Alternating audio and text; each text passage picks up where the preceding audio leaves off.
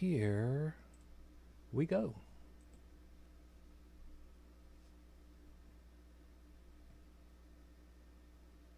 And we are live. Good evening, everyone. Welcome to Holy Crap, the Vlogcast. Vlogcast comes from a skeptical point of view to answer some of the questions of why. This vlogcast started as a combination of spite and the Streisand effect because, truth be told, right now, tonight, I really don't even know. I'm not in a really great mood, and I actually gave serious consideration to just calling off tonight because I just... But you know what? What's the old thing? The show must go on. So I'm stuck here doing with you. Or you're trapped in here with me. Something along those lines. I don't care. Part of this is follow through with the old adage that sometimes the journey is more important than the destination. I'm your main host. I'm known as Shujin Tribble. You can find me pretty much everywhere under that name. Shujin. Hi. Yeah, it is true. I told Bridget before we got started that, I'm not feeling that great. But, it is what it is. So we'll go on. Speaking of which, from the Midwest of the U.S., Bridget Fitch. I said it right again. This is a running. I'm so proud of you. That's a low bar right there. But you know what? I'll take it. I'll take it. And from past the water and back onto dry land, Joseph. Good morning. Morning. You are now, if memory serves, you said you were going to be back in Paris at this point, correct? Oh, I am back in Paris, yeah. Okay. I was trying to remember. I didn't remember if you were still back at the castle or if you said that you were going back. That's where my brain is right now. It's kind of mushy. So. I was there last weekend. Yes. Came back Monday and then straight to work Tuesday. And yeah, I've spent the entire weekend sleeping, practically. Recuperating from last week and last weekend. So. That's fair enough. Cool. So, of course, everybody, it's good to be back with you. Regardless of what it sounds like for me, yes, I am always glad to be back, and I'll kind of explain a little piece about that in a second. If you'd like to join us live as we record, of course, feel free to join us over there on YouTube.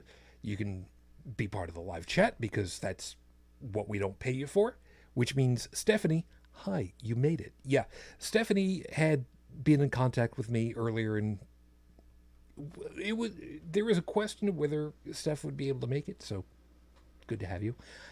If memory serves, I think Phyllis is off gallivanting about and camping and whatnot, driving cars up the sides of loose dirt hills or something. I'm not quite sure, but you know what?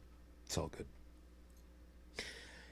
And just to cover all bases, part of the reason why I'm a little down this week, I think, is because this is the beginning of this week. I started my online DJ season again because I start in September and then I run until early July.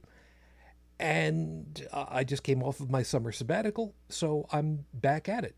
Season 14. Get that? I've been doing music sets for 14 seasons now. That's a lot of music that I got, and a lot of time I put into it. And to give people an idea as to how much music I have, at the beginning of every season, I do a text dump of the directory structure of my music hard drives, I should say, since they're mirrored on my server. The reminding you this is a text document. The readout this season right now is 2.5 megs of ASCII text. That's just the directory structure. So I put it out there so that if anybody decides that they actually want to go searching through my collection and see what I've got and intentionally ask for, or otherwise ask for something I don't have, they have the opportunity of doing that. So yeah, it's a rather large collection. And as somebody who would probably be able to figure out just exactly how much of a text document that is. Being able to be fashionably late, you better be wearing a black bow tie at this point. Unrenewed Tech, you made it. Hi. I'm wearing a black shirt, and I'm drinking black coffee from a black cup. We'll call it even. That's perfectly fine. Speaking of which, drink-wise, I got something I don't think that I've actually tried. I have Molson Canadian lager. I don't think I've actually tried this. Molson's is... It's okay. Not my thing. Yeah, but you know me. I try... Oh, 2 servings per container. Yeah, you go ahead and chug that.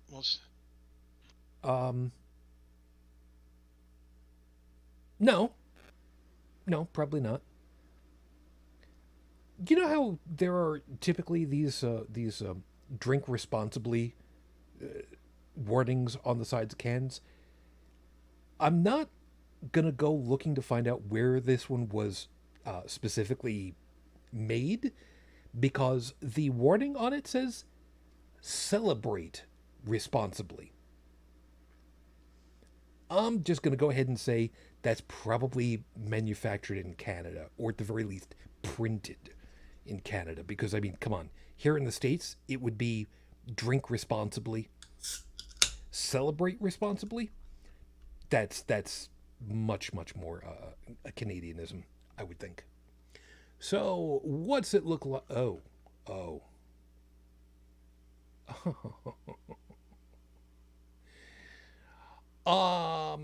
This is very much okay.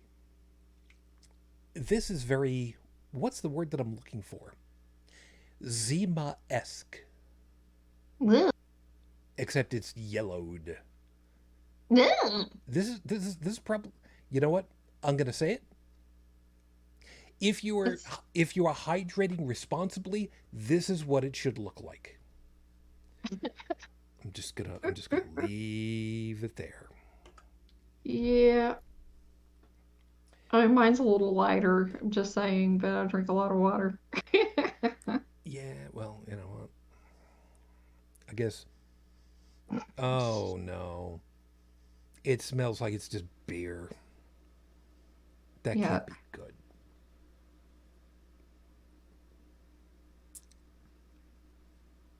No, come on, really?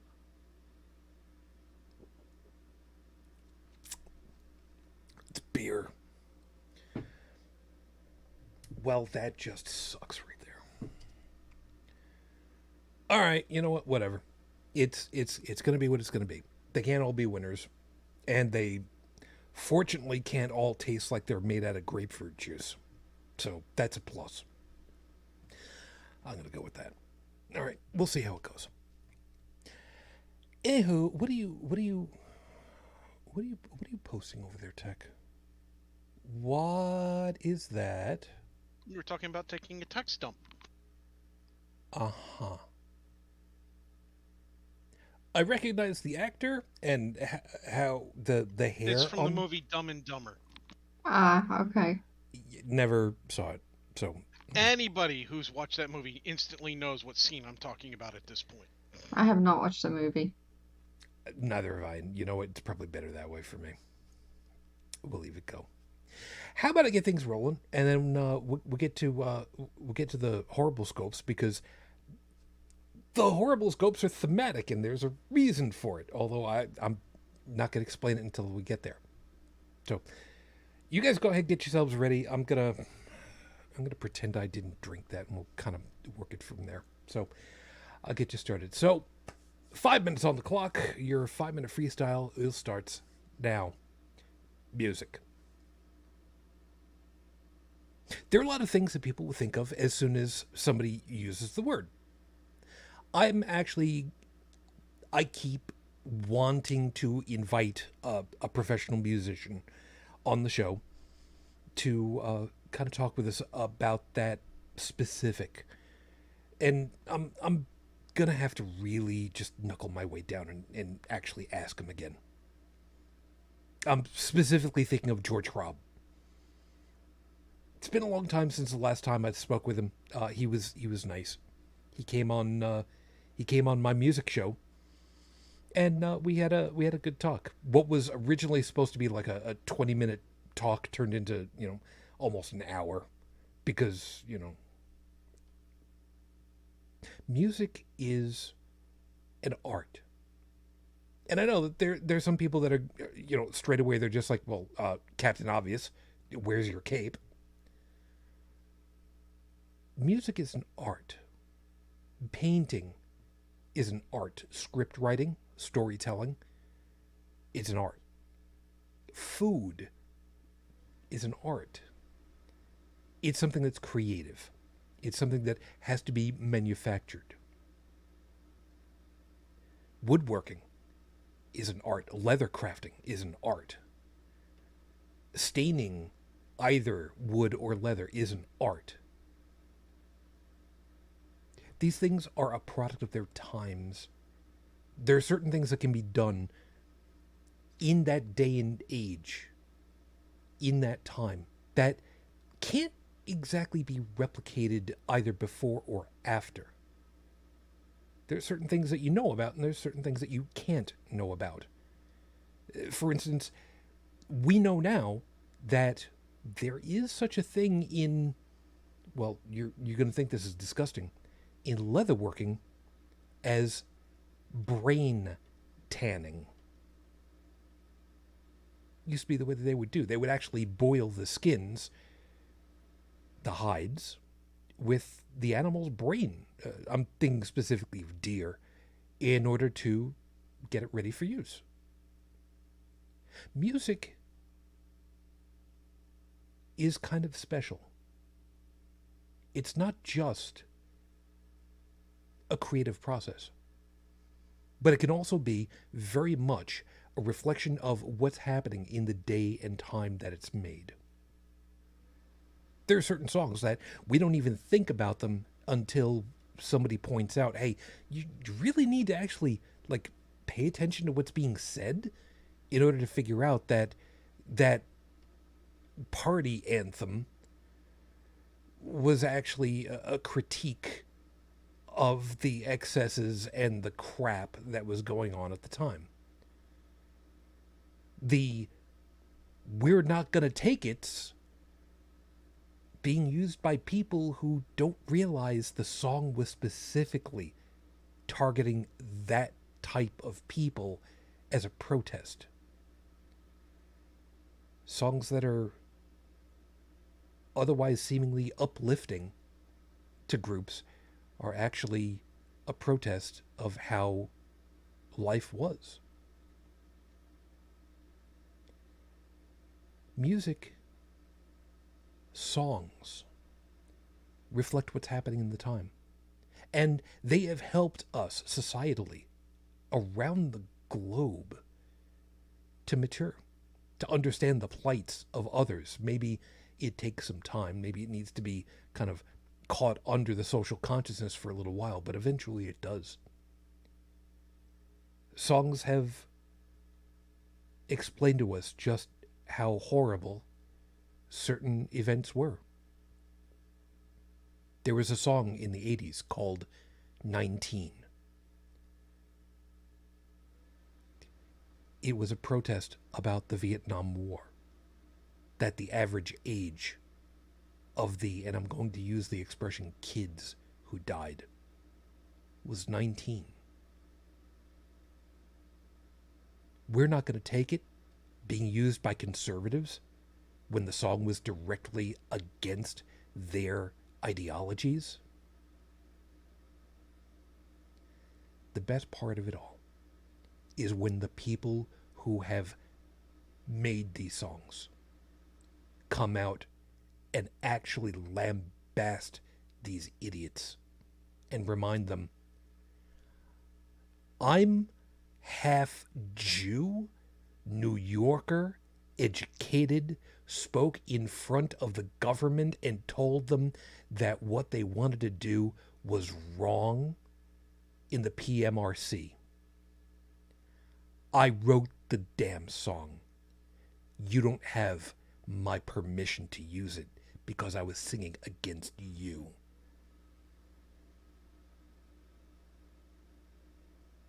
D. Snyder, as a fellow Long Islander, well fucking done, man. Well done. This is episode 422 on the docket, Your Honor. Team Charles or Team Brotherhood? Now, before we got started, Bridget was a little concerned because I don't really know much about the X-Men and such. Don't worry. We're not going to be delving deep into comic book nerdism, but we will be able to bring everybody up to speed of what's necessary momentarily. And yeah, it's amazing what you can learn from science fiction in whatever form it takes. In this case, specifically with the comics. And Stephanie was commenting, I remember 19 and how bad it made me feel. Oh, I remember it too. Yeah. Just to be on the safe side, would one of you be so kind to jot over in our chat that I need to link the song so that I can make sure it's in the show notes for everybody later. I appreciate that. Otherwise, we can at least get to the horrible scopes and we can have a little bit of fun with this one. So let's do that. So for those of you that know your astrological sign, cool. Those of you that don't, it's really not going to make too much of a difference, except that, you need to listen for whichever one it is. Now this week, the horrible scopes were inspired by one of the greatest new wave punk dance rock bands of the late 20th century, ZZ Top. Or more specifically, the car that was on the Eliminator album, a 1933 Ford Coupe, otherwise referred to as the ZZ Mobile. The funny part about it, by the way, that I found out, is after that run of videos with it, that car was basically retired and put on display at one of the Hard Rock cafes, I think in Ohio, if I remember correctly. And I think it's Billy. I forget which one of the guys it was in the band, but it said that every once in a while, if he's out in the area, he will take the car out for a spin just because he can, it exists. So I love that. So as I was writing the horrible scopes, I normally put my music collection on full shuffle, and the Eliminator album was the first album art that came up. So this week, everything has got to do with cars. So let's see who you get pitted against. Aries, you're getting matched up with the inglorious vehicle that was called a mailbox on wheels. In Europe, it was the Zastava Coral, otherwise known in North America as the Yugo. Yes, it was built in Yugoslavia, but it started its life being designed in Italy for Fiat. And just like the Yugo of old, and there are very few old Yugos, just because you aren't doing well now doesn't mean you don't have a history to be proud of. This week, learn to speak in sign language. Not Italian sign language. Taurus, you're older than people think, but still got plenty of pep in you if you're given a little extra work. In 1984's Ghostbusters, Ecto-1 was 25 years old, and you looked better at that age. All you'll need to get spruced up are knee replacements, hangnail removal, a pedicure, hot oil massage, new glasses, gastric bypass, tush implants, maybe a new diet, also vocal lessons, a little psychological counseling, and you'll be right as rain. Yeah, just as much work as Ecto-1 needed. More or less.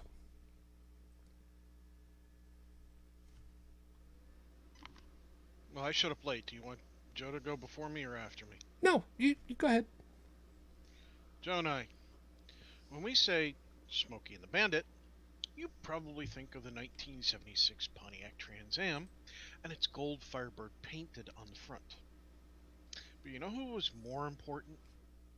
The Snowman and Fred in their Kenworth W900A short frame semi barreling down a road, smashing that last 4 miles of an 1,800-mile trip like an absolute legend. And just like Bandit 2, this week you'll be finishing every project at the last minute in class.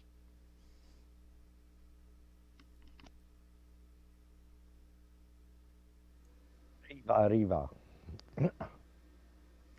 Where are we? Cancer. Cancer Moonchild. Yeah, Cancer Moonchild. Speaking of tractor trailers, what's the most iconic tractor trailer you can think of? That's right, Optimus freaking Prime. In the 1980s, he was a Freightliner FL86, but in the 2000 live-action movie, he had changed into a Peterbilt 379. Now, a year earlier, in the movie Cars, Lightning calls out for Mac, but he mistakes Jerry for his ride. Jerry is a Peterbilt 352. So is Jerry the ancestor of Optimus Prime? Oh, right, your scope. Watch older movies.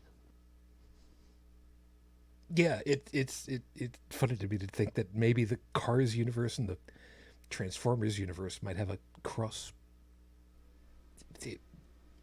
One of these days, Disney's going to own everything, so it's not going to matter.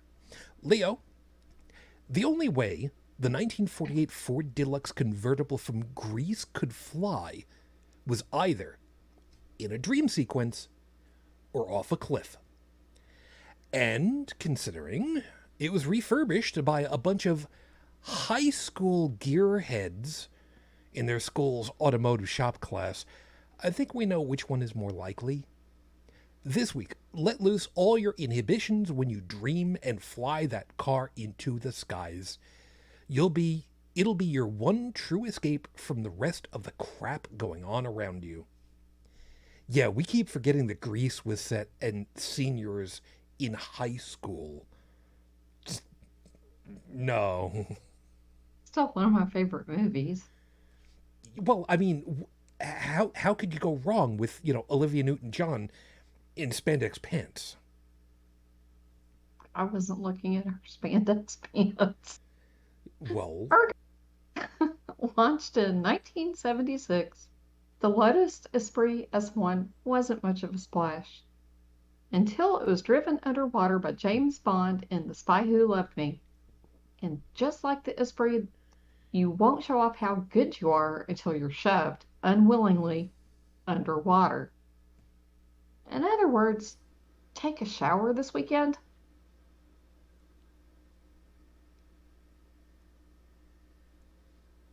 Sorry, I forgot to unmute the mic. Libra. Semi-sentient, capable of driving itself, with a love of playing practical jokes, skipping across the water, and armed with super speed, shooting oil, your car with California license plate Oscar Foxtrot Papa 857 wasn't a racer, but it beat every car it was pitted against.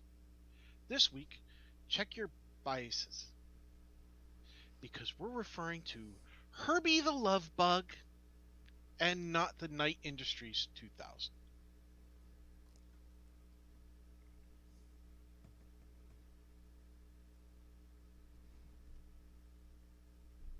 Scorpio. You're being paired with, arguably, the singularly most iconic of iconic vehicles, the 1955 Ford Lincoln Futura, otherwise known to millions upon millions as the Batmobile.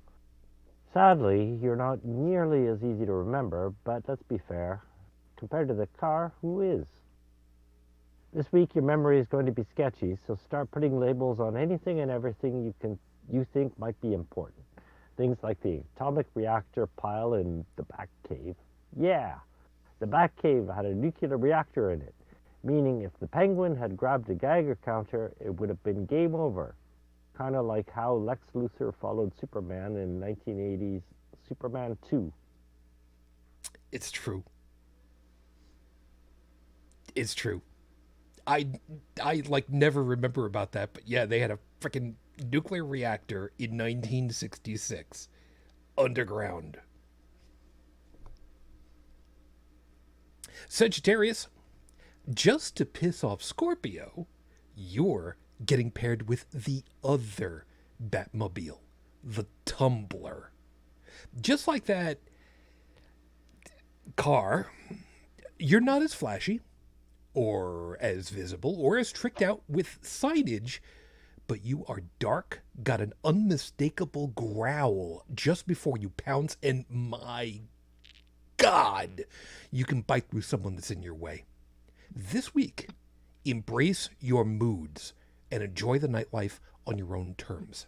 And yes, capes after 8 p.m. is a fashion do. Capricorn. Back in the day, the DeLorean DMC-12 from Back to the Future already had a checkered image. John DeLorean was charged with cocaine trafficking to earn some money for his failing company, but was found not guilty. Hence the joke, why should you never drive behind a DeLorean? Because it keeps inhaling the white lines in the middle of the road. This week you're going to be dealing with someone making bad comments about you. Start thinking up disarming jokes now. I'm not the only one that still remembers that joke, right? Oh my God, I'm the only one that actually remembered that joke. I knew somebody who drove a DeLorean. Alrighty. I do know that if you want to disarm somebody, just removing their arms works. Look, I'm just saying, some people are, they overreact. Look, you remove somebody's eyelids and nobody bats an eye, right? But if you cut somebody's head off, everybody loses their mind. It's all fun and games until somebody loses an eyeball. Then it's a scavenger hunt. Aquarius, your mood is going to suck this week. For that reason alone, you're head to bumper with the 1958 Plymouth Fury known as Christine. Or was it the Belvedere? Or the Savoy? Truth is, it was all of them. And just like that, your mood is going to be all over the road. The best you can do to mitigate it is get sleep, eat good meals, and for Christ's sake, stop being a stalker. It's over.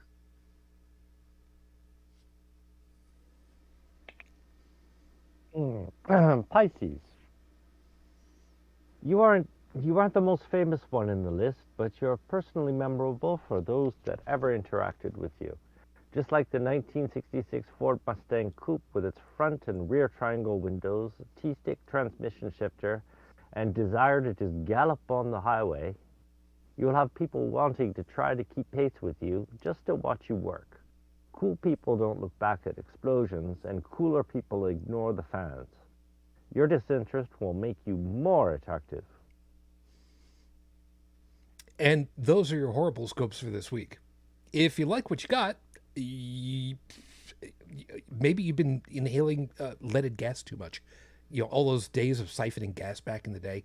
Yeah, swallowing gasoline, that's not really healthy for you, so you might want to stop doing that. But if you want to bribe me to influence what's used, you can just get in touch with me. It's easy to bribe me, you just ask. But I'll have these posted online at Twitter, Facebook, Tumblr, Discord at the end of the week when I get working on the next set. And with any luck, they'll be adequate. I mean, they're always fun. I haven't I was going to say I haven't recycled any horrible scopes, but no, that's not true. I actually did do that as a running joke for a couple of weeks. Yeah, that's kind of the way that it was. So before we go ahead and completely move past all this, did anybody have a favorite car in the group? Because I I happen to absolutely love the Lincoln Futura for how absolutely over the top, like utterly useless it is, except for being just a go out touring car in good weather. Well, I'm very disappointed in one that you did not put in there. Which would be A 67 Mustang.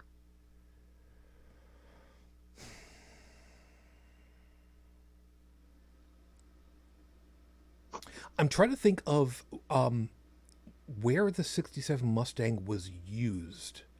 I have no idea, but it was a cool car. Well, no arguments.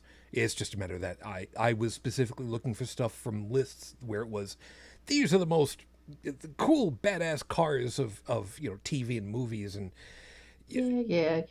a lot of the same ones kept popping up. The Esprit kept popping up. Ecto 1 kept popping up. The car from Mad Max popped up a couple of times. The Red Tomato from Starsky and Hutch, that popped up at one point, and I'm just like, But no. a Yugo? Come on. The Yugo is known. So's the 67 Mustang, so what's your point?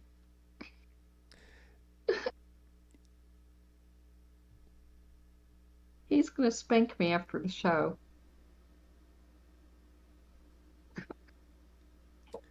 No, that costs extra.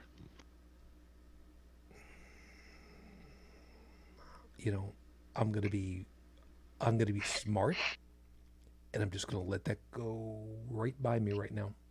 He's not falling for the bait. Darn. Actually, I can get away with saying this because only the two of us will understand. Only in my dreams. Anyway, let's see. Stephanie had said there's a grader called Christine because she was so hard to repair. Look up the Diesel Creek channel. I'm not sure what a grader is in this case. I'm guessing that might be a surface refinisher for roadways. That's technically asphalt, isn't it? That I'm thinking of. I don't remember what they use. Whatever. Anyhow, let's go ahead and get on with these because.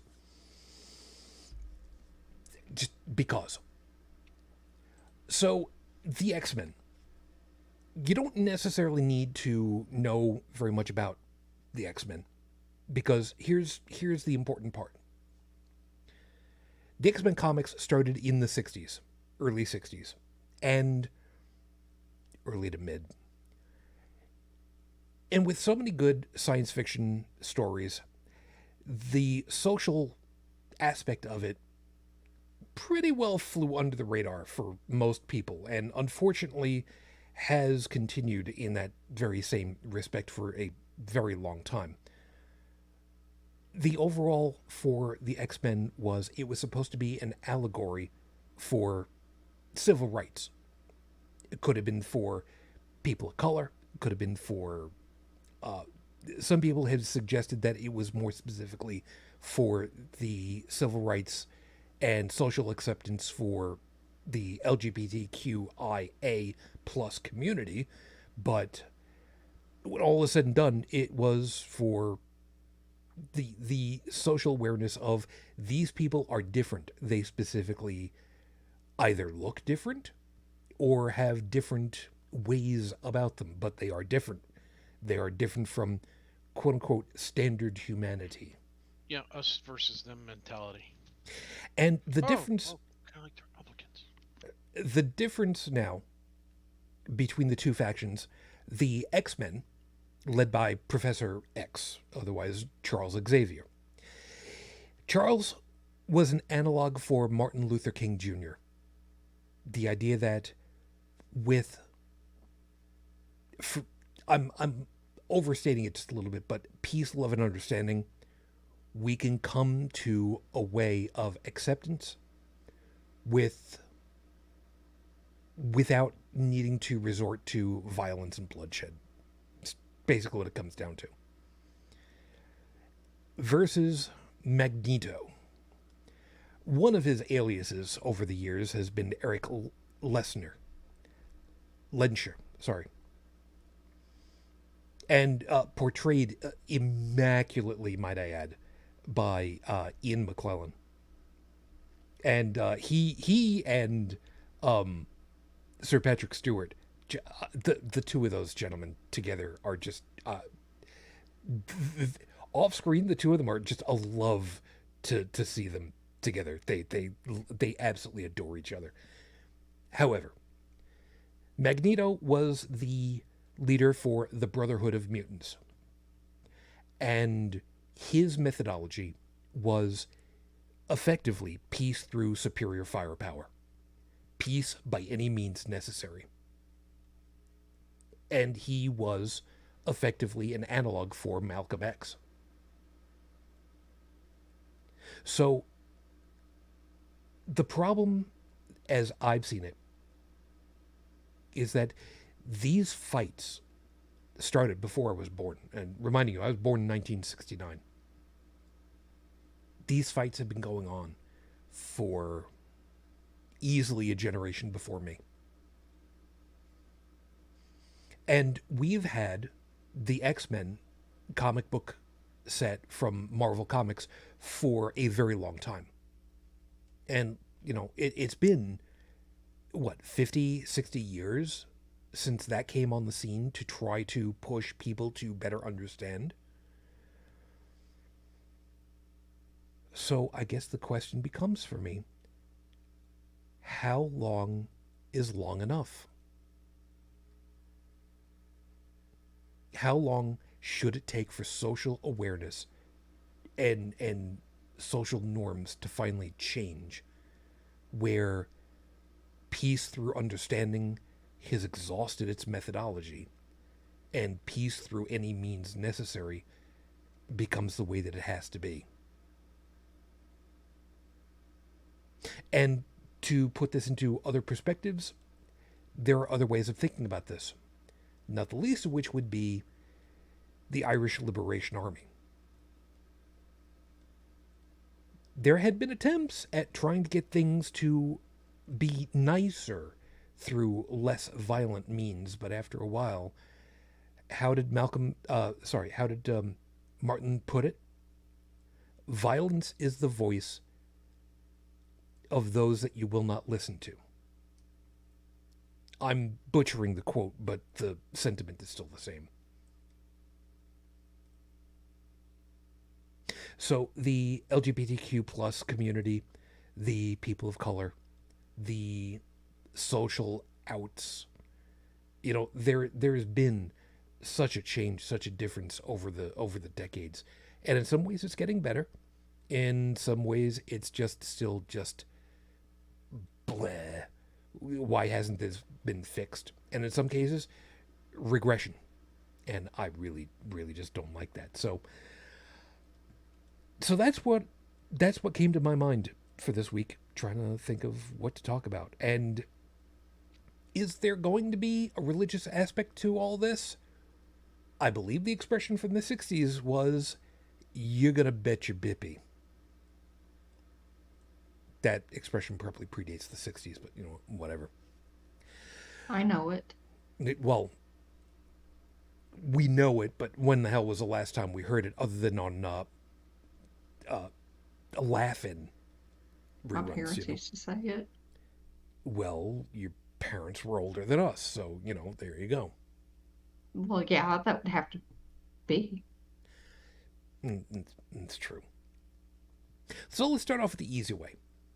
So far as the X-Men are concerned, as just a name brand of stuff and whatnot, obviously I'm not the only one that remembers anything about them. I'm assuming that there's at least some social awareness of, if nothing else, the movie set, yeah? Guys? Yeah, I'm familiar with the X-Men comics. Good Lord, you really are tired tonight, aren't you? I was on the road for 15 hours, give or take. that'll make you tired. That'll do it. Okay, I'll give you a little bit of a pass on this one. But yeah, I'm familiar with the comics and the cartoon series that was popular in the 90s and such. A badass intro for that, wasn't it? Damn good music. Yeah, that was truly what got me into it more than anything. The movies, of course, what's canon, what's not canon, and all those arguments. And it doesn't really matter unless you prefer one of the timelines versus another.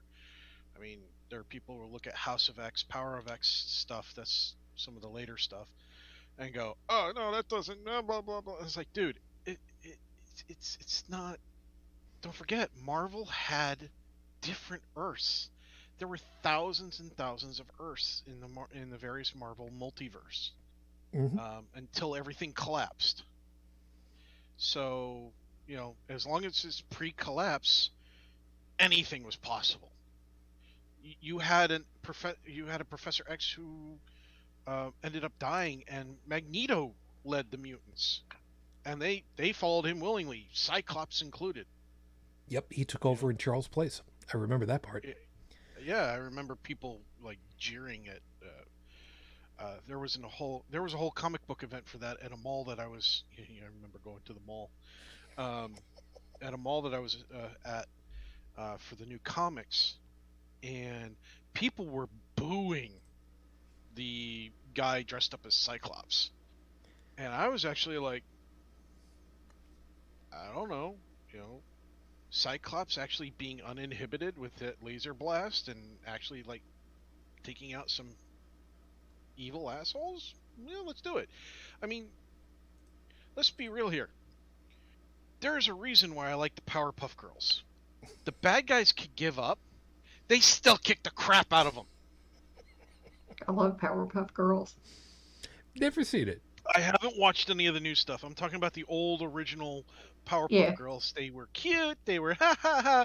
And they beat the crap out of the bad guy, even if the bad guy surrendered. Why? Because it was the bad guy. They did bad things, and they needed to get punished for it. I'm a fan. You know what? Honestly, I'm a fan of the Punisher. I'm not a fan of the police cars putting the Punisher logo on there and trying to turn it into a Blue Lives Matter crap.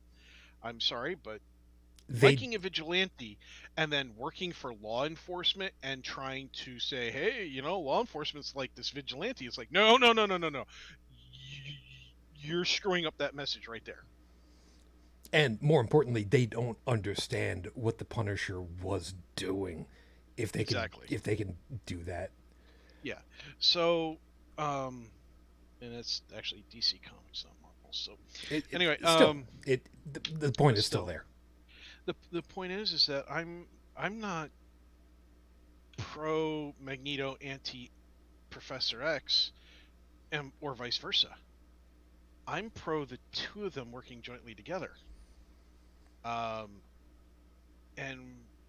depending on which Earth of which timeline before the collapse of the multiverse, or you look at House of X and Power of X where they're actually working there together. I think it's a little bit of both. It's okay to respect Gandhi's non-violent methods of protesting and everything else, but when you're in a society where non-violence doesn't work, because it just doesn't work. I mean, there's only so many things non-violence can accomplish before you have to stand up and go, oh, no. You're not laying another hand on me ever again. I'm fighting back now.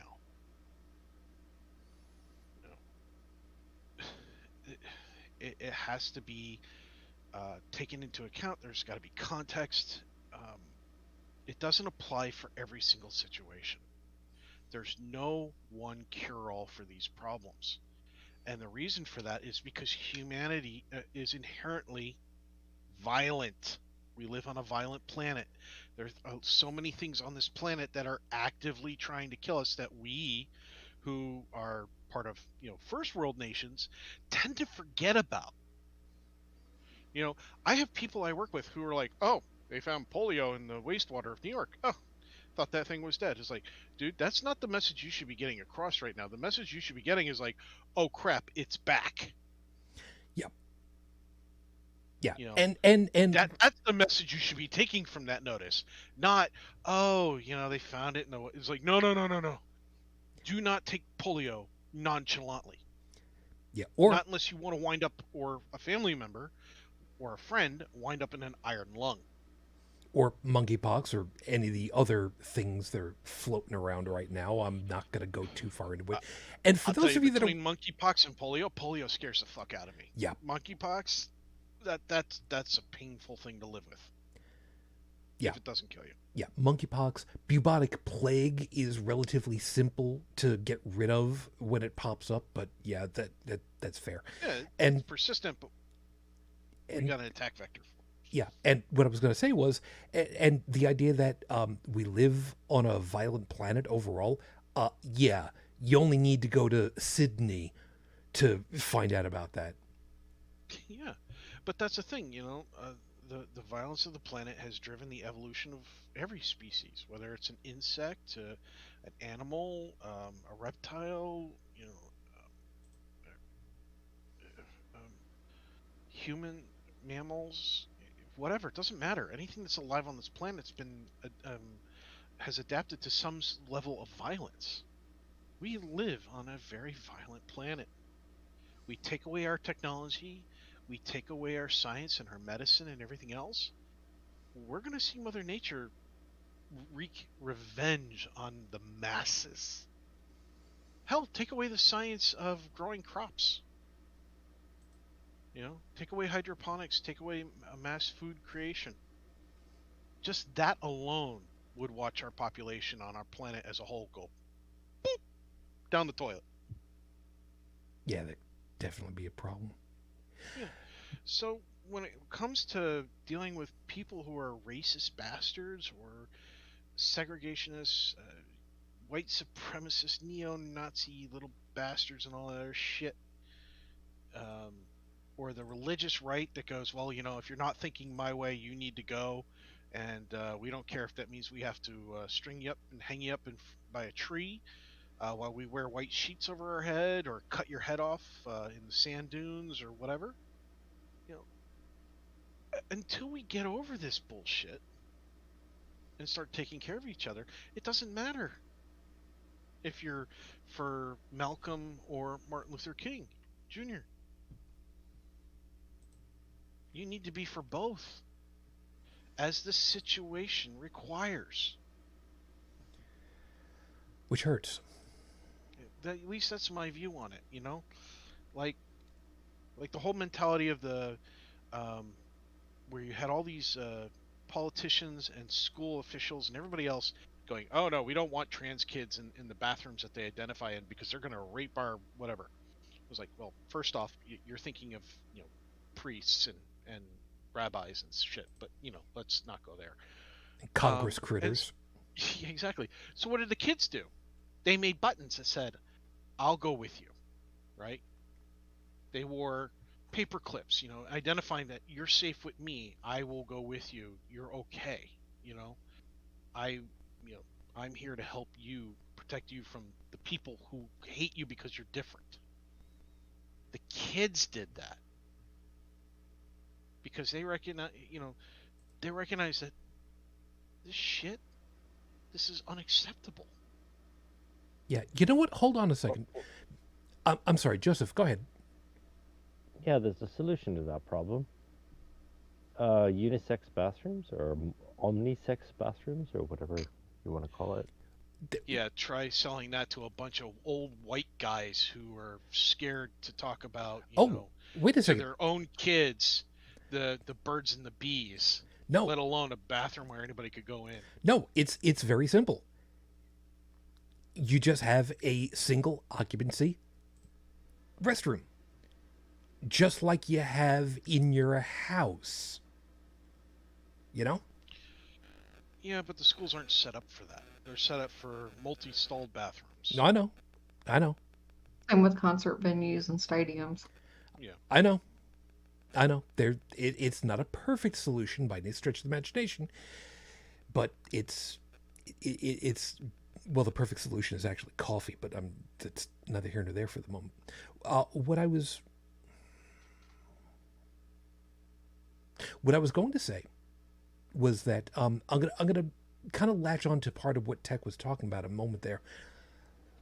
Just recently, as in like just this week in the news, at the time that we are recording this, there was a plane. I'm not going to say a plane load because that intimates that it was a large commercial airliner that was filled, but there was an aircraft that had a collection of migrants, otherwise, from what I've understood, undocumented migrant workers who were flown from, now somebody help me out on this one because I'm trying to remember, was it Texas or Florida? They were flown from Texas, but the planes came from Florida. Oh, imagine that. No wonder I was getting screwed up. And it was flying these people to Martha's Vineyard. For those of you that are unfamiliar, that would be going from one of the, a southern state, actually the state most southern, on the border with Mexico, up to Martha's Vineyard, Massachusetts. It is Massachusetts, right? Yes. Why am I having a hard time with this one? Anyway, which is all the way up on the northeast section of the United States, North America. A not insignificant distance. These people were lied to, told that they were going to be going up north so that they could have jobs, because there would be jobs waiting and available for them. And they were given bogus information as far as what to do for legality, for being in the States and the whole thing. All right, whatever. So they go on the plane. They take the flight up to Martha's Vineyard, one of the nicest places to visit, from what I've understood. Never been there myself, but I mean, it's near the ocean, so I mean, how bad could it possibly be? I know the great God Murphy is just weeding over my shoulder right now, and these people arrived with laughable levels of information about where they were, and nobody knew nothing about what was going on. But the local people, once they found out what was going on, they welcomed these people in, helped them find somewhere to be, and to help them try to understand what happened, what's going to happen, and how they are not in trouble for what they did because it was stuff that was done to them. Sidebar, the governor of Texas is going to be under criminal and civil indictment in due course for effectively, what's the expression? Human trafficking. Yep. Also, additionally, AOC had Alexandria Ocasio-Cortez, if Got I it. said her name right. Nailed it. Well, she's been battling like Ted Cruz and Greg Abbott, because these two assholes were the guys who did all this shit over Twitter, and she's just been like fucking crushing them. Like at one point, Greg Abbott talks about how the day of the event, he said that 2 Texas buses of migrants arrived at the Naval Observatory in D.C.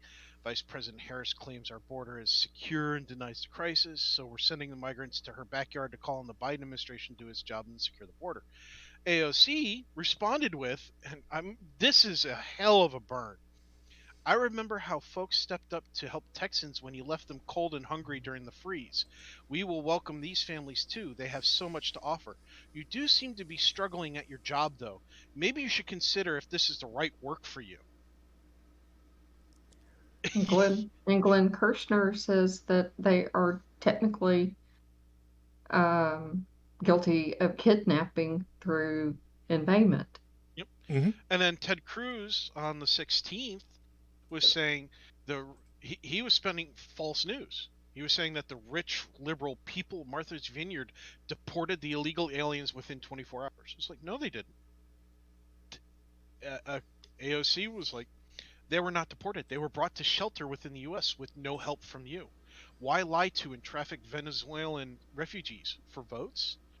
This is Nuestra Familia Latina. You should be standing up for them. If it's one thing we can count on you for, it's being una vergunza. I can't say it. It's in the chat. We can put it in there. People can see it for themselves. I don't know what that word. You know what? Let me see here. Search translation. Why am I getting advertisements when I want a translation? Google Translate, my friend. Here we go. Just one of these days, I just want things to work right. I know it's hard. Oh, shame. Yeah, it's one thing that they can count on Ted Cruz as bringing shame. She's not wrong. AOC is not wrong. She's feisty, and but she's not wrong about it. You know. Yep. The people of Martha's Vineyard, they showed love and in a way that Florida and Texas just don't seem to know how to show.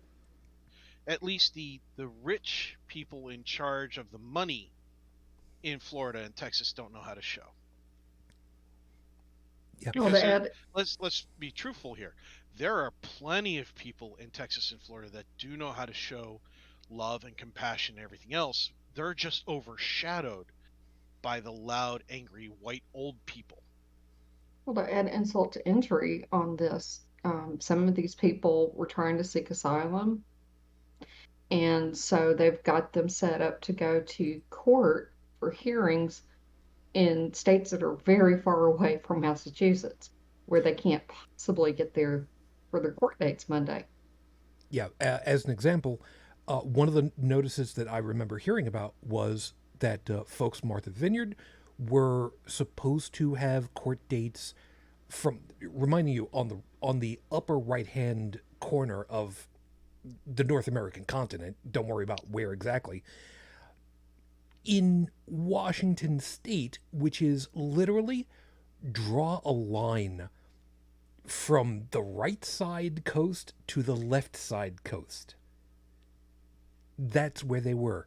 They had to go from sea to shining sea according to the filings because they were screwed over. And Stephanie is also reminding, there were two. One went to Chicago as well. And the mayor of Chicago went public objecting to the fact that these people were taken to... Okay, now I've got a question mark in my head, and I'll explain in a second. Were taken to Grand Central Station and dumped. The reason why I've got this thing in my head is that, reminding you, I grew up around New York City. So for me, Grand Central Station is where Madison Square Garden is. That's like the hub of the New York City Mass Transit Authority. So when I hear or see Grand Central Station, well, no, wait. Grand Central Station is a different spot. Yeah, that one's a different spot from Madison Square Garden. But still, anyway, Grand Central Station was the oh my God, some people are going to remember this. In the first Avengers movie, that was where the big Chitauri worm slug fell into the ground with Hulk and Thor on top of it. And spoilers, Hulk sucker punches Thor at the end of that moment. I cannot tell you how hard I laughed in the theater at that moment, but be that as it may. But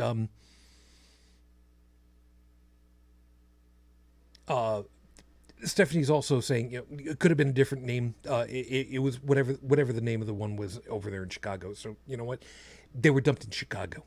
At that point, doesn't really much matter where. But yeah, you know,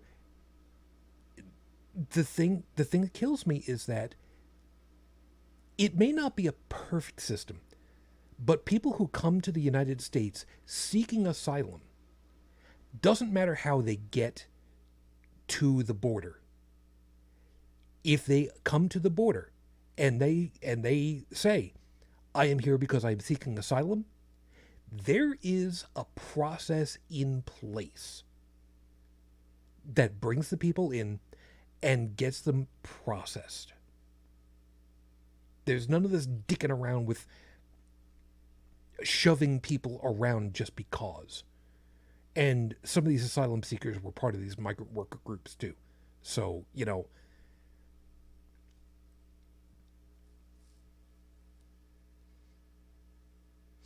and you know, we would like to believe, or at the very, let me take that back.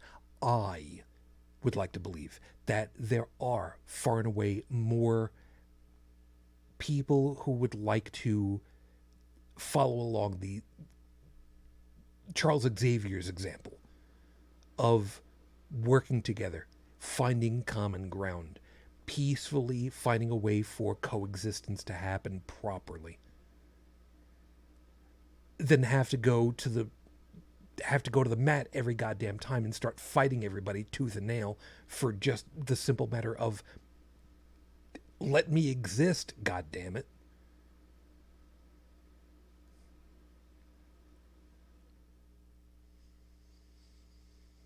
So Well, Joe Biden was not wrong about calling out MAGA. True.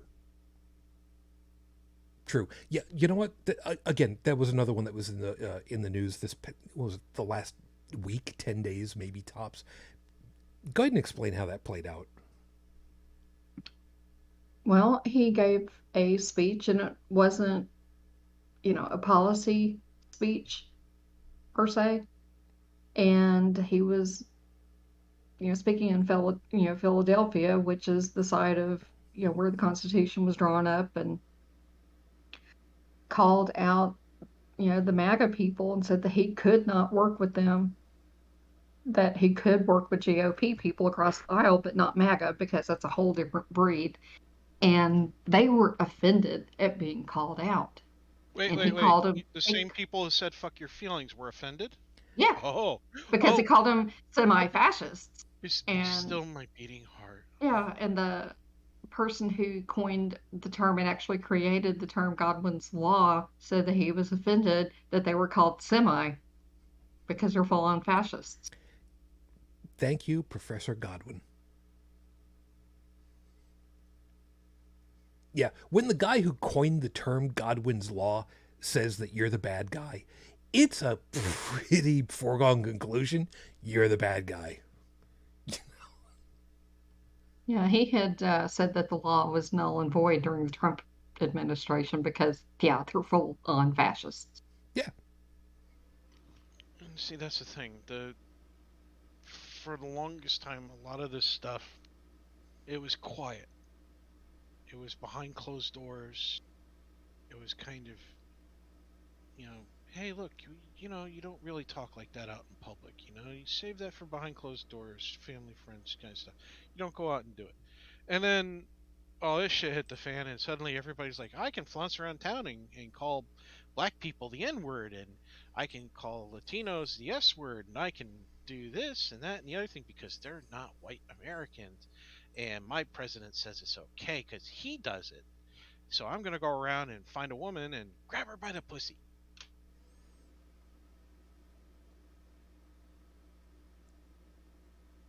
And or tell naturalized citizens to go back to where they came from. Yeah, exactly. I love hearing the stories about people. Why don't you go back from where you came from? That would be the east side of Detroit. So sure, yeah, I'll do that. And people just have a fucking conniption fit because don't even know what the hell to say. Hey, you know what? I'm still waiting for them to tell Dr. Oz to go back where he came from. I can't wait. Dr. Mehmet Oz. The guy from Mehmet Cengiz Oz. Yeah. The Turkish guy. The one who was before a frickin' political hearing, congressional hearing, because he was found to be fraudulently making medical claims to the American public on television. That's the And guy. doesn't actually live in Pennsylvania, but he bought a home in Pennsylvania, and he visits it just enough that he qualifies to run for office in Pennsylvania. Mince amends. Yeah, so, I'm surprised they haven't been calling out this guy from Turkey, because, they don't want, some dual citizenship guy who's, got a questionable birth certificate and all that other shit. Oh, he's not black. Got it. Or brown. Remember, you've got Yeah, he's a Omar. pale bastard. So because he's pale skinned, they can't see past the gradient. Yeah. To let their racism loose on this guy, or the fact that they're not scientifically literate because they refuse to actually accept the fact that science doesn't care about their feelings. Science is about facts and just the facts. And because they don't like hearing facts, they like hearing feel good emotional shit. They refuse to accept the fact that they've been lied to by this guy and taken advantage of by this guy. And more than just just that like guy. the religious leaders do to them. Yeah. Stephanie's pointing out. I'm sorry, I have feelings about Dr. Oz, apparently. Oh, understandable. Stephanie was saying, I thought Oz was just staying with his mother-in-law. I don't remember where it is that his place of residence takes him, which is different from residency, when people understand that part. So I can't speak to that. I just know that there's large question marks as far as to where he actually resides. But be that as it may, On his papers, he couldn't even spell the name of the town correctly. yeah, that's a point right there that people, just... There's a really interesting fact that people tend to ignore, and that is when you have a politician who tends to oversee an area that he or she doesn't actually reside in, doesn't live there, doesn't have any kind of true vested interest, short of having a vacation home there, and they visit just often enough to qualify to vote there. They tend to not make good decisions for the people that are there. They also don't tend to listen to the people that live in those areas, because they're not. Overall, they tend not to do it for the people, which is what the whole position's supposed to be about. So you'd think that people would be like, oh, this guy doesn't, he doesn't actually have our best interests at heart, because he's pulling the same stunt that all these other politicians do. And, maybe we should vote for somebody who's actually from our area, who knows what it is that we want done, the changes that we want to make. Somebody who actually represents us. Oh, wait, I'm sorry. Thinking is hard. We're only going to do what we're told. Yeah, that's much easier. And then if something goes wrong, I'll just blame the other guy for it because, I was only doing what I was told, so obviously it was the right thing to do. I just realized something. When I'm tired, I'm really freaking snarky. There's something that he said. Joseph, I want to kind of pull onto you on this one. We've said, you have specifically said, that there is so much tribalism, us versus them, that ends up happening, and it causes so many problems. But in the realm of representative government, that particular us versus them is kind of sidelined, I think, because shouldn't you rather have, I should say, someone who is part of the geographic group minimally, as opposed to... What do you mean by... Well, the situation that we're talking about here with Mehmet Oz, he's running for political office in Okay, remind me, in Pennsylvania, but supposedly legally resides in New Jersey. Yes. Okay, got it right. Again, brain's been squishy tonight. I'm making sure that I got it right. So Yeah, so representative government should be by the people in that geographic area instead of oh, I someone get you. outside Okay. of. I mean, you see Yeah. where I'm going with this. Well, sure. Yeah. Yeah, like if somebody had a Um. UK passport, they wouldn't be eligible to run for office in France. Yeah. Isn't it clear that he's just oh, just like his television show? It's just the same Oz, the Doctor Oz, no? Who has the television show? The same. Yes. Really? Yeah. Yes. Yeah, the Muslim dude. Son of a bitch. What? Yeah. Yeah. He But by the way, he recently stated that he identifies as a secular Muslim. That's possible. It is possible. And you know what that means? He says he's a practitioner of transcendental meditation, and that his religious beliefs are influenced by Sufism, which is Islamic mysticism. So he's not quite secular. So it's really interesting that the people are like, "Oh, he's such a good Christian." It's like, no, he's not. Oh, he's such a good American. You know, he's from Turkey, right? Oh, he's he's such a nice trying to white guy. please. He's trying to please everyone, Yep. and then just Yep. going. He's a gullibility hunter. That's The really basically it. funny part is that when it came to making medical claims with regards to COVID, rather than using his font of scientific knowledge, because he really is a doctor, he's a cardiothoracic surgeon. He actually did study at good schools. You know, he doesn't have a bad education. What he said to the public was he deferred to his wife, who doesn't have that background, with regards to vaccinations and everything else, and she was opposed to all that shit. So it's like, if you're a doctor and you have a font of scientific knowledge and medical knowledge, and you know what you're supposed to be doing and supposed to be acting upon, and then you go, well, you know, I just do what my wife tells me to do, even though she's not qualified to make those decisions, you might have a problem. There is that. I really just don't like this guy. Yeah. The reason why I was kind of trying to pull you in on this one is that, you know, we try to steer the idea that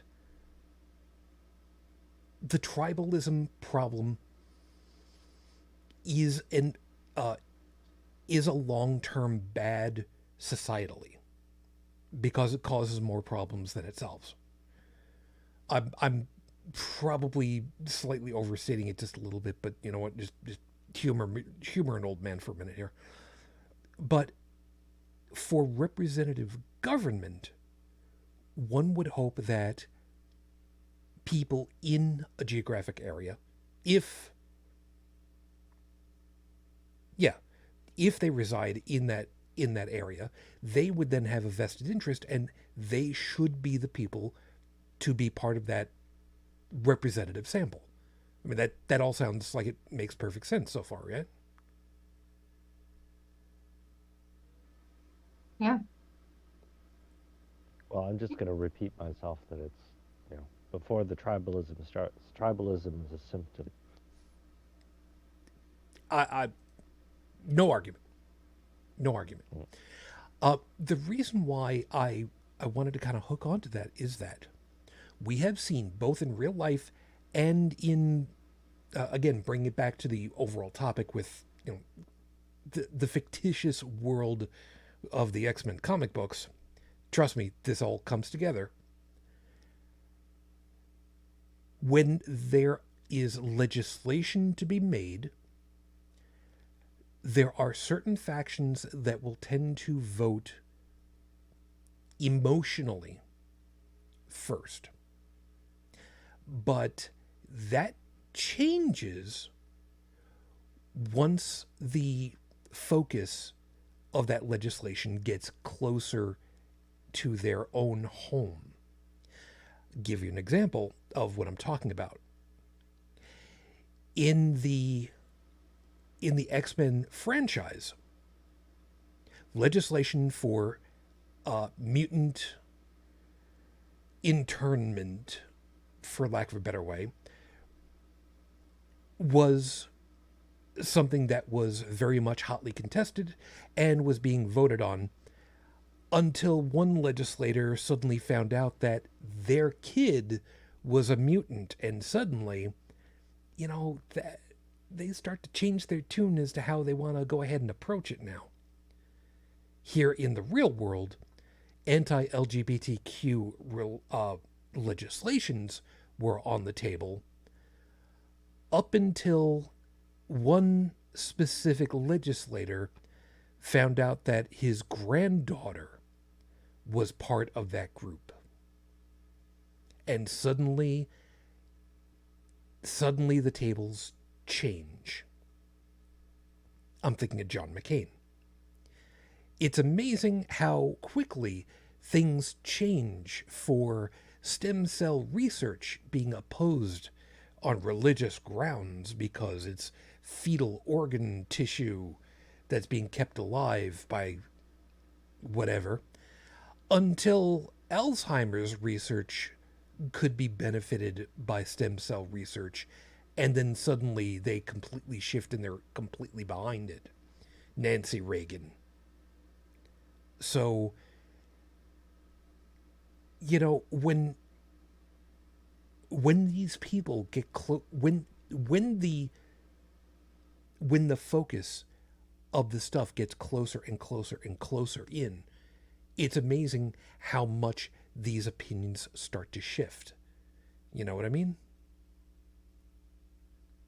Because his analogs, we've seen them. Like I said, John McCain, and Nancy Reagan, we specifically remember those. Yeah. We've also seen where, they've had a member of the family at some point, either immediate or removed, come out as LGBTQ plus or whatever, and something that they disagree with. And so what do? Rather than talk to the person and their family about it, they disown them. Yep. Because they're dicks. And they should eat a bag of them. Yes, but there's another piece of it too. They're cowards. And I don't say that lightly. And I agree with you 110%. Because it's easier to simply disavow someone that, by the Scotsman fallacy, was obviously never someone who is in your family if they suddenly come out and said they were different, whatever the classification might be. So then you just simply get rid of them, because then, like I said, you don't have to deal with them. You don't have to acknowledge them. They were never part of your social circle. You just, forgive the expression, whitewash everything clean of them. You try to, what's the expression I want to go with? How's that hand soap going for you? Anybody here besides me Hamlet ever watch Sliders? Yeah, I remember about Yes. it. I'm sorry. By the way, I was making a reference to Hamlet. Out damn spot. So that was what I was going with. I'll be right back. Okay. Okay. So what about Sliders? So in one of the episodes of this television series where these people are sliding through wormholes and coming across alternate realities of Earth. At one point, they come across an Earth where there's this movement being caused by this politician and organization to purify the United States. And there's also a organization that is taking the people and literally performing surgery on them that turns them into basically slave labor. But the people treat them like robots because they look like robots, they behave like robots. They're automatons. They don't have feelings and everything else, not realizing that these are the people they used to know and love. And so what they were doing is they were testing people genetically. And there was this one young man who was brought into the whole fervor of this movement. Yeah, I gotta genetically purify the country, blah, blah, blah, blah, blah. And mother kept warning him away, stay away from the people, they're bad people. This is not how, the kind of people we should be.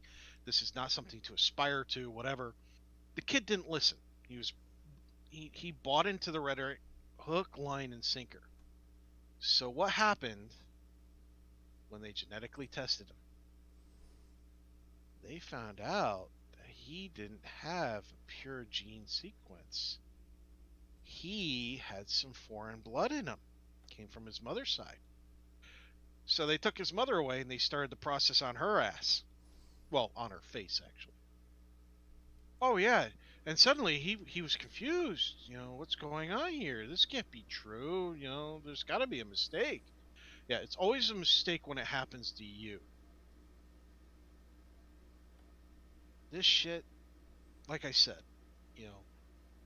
yeah, Professor X is the idealist. Martin Luther King Jr. idealist.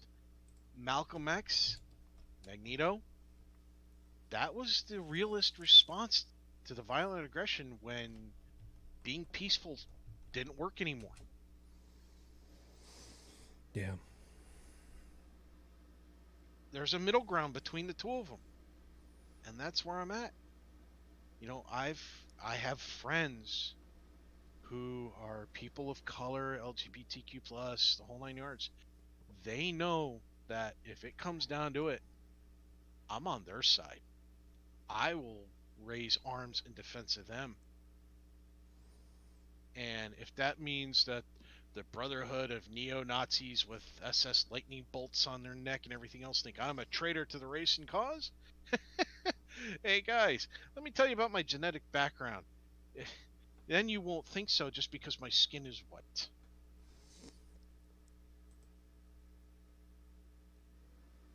Or, oh, maybe the fact that I used to be a Jew. Yeah. That alone right there should just get them to go, oh, fuck it. Isn't it one of those things like, once a Marine, always a Marine? Isn't it, once a Jew, always a Jew? It depends on what you're looking at. There's, I used to be Jewish in faith.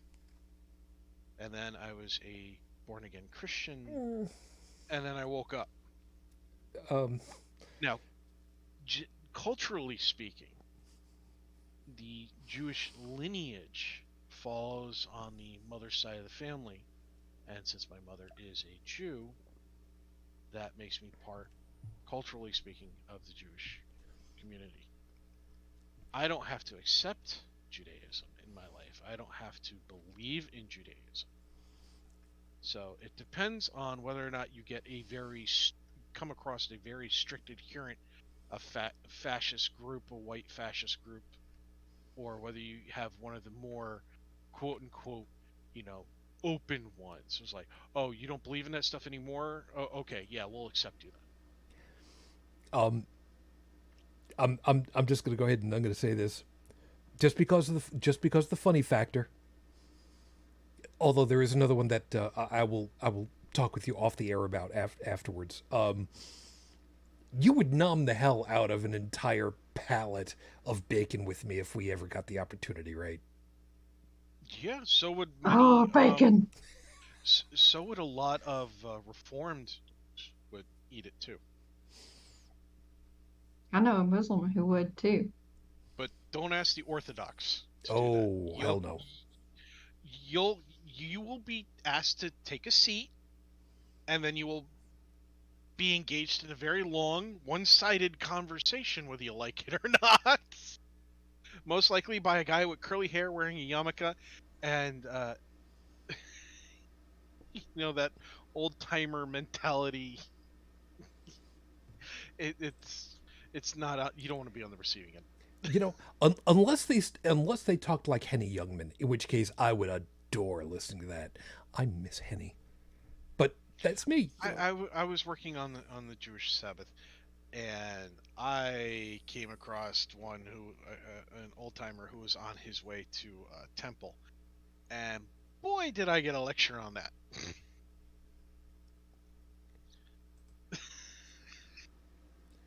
Yeah, so just saying, man. I'm just gonna say somebody's got to do it, man. What the hell do you want? Anyway, yeah. The problem that we've got though, with there is a middle of the road between the two ideologies, is that it's predicated on the idea that there would be good faith actors to listen and to enact. And if there's anything that we've seen over never mind the length of time that the X-Men's been around. I mean, going back easily since abolition, for crying out loud, easily. There have been good faith actors and, unfortunately, bad faith actors that have put into place methodologies that are simply, sometimes they're just not even recognized for what they are. And for anybody that's kind of wondering, yes, I am specifically sideways mentioning that critical race theory is something that could actually help people to understand what the good faith and bad faith actors have been for 150 years.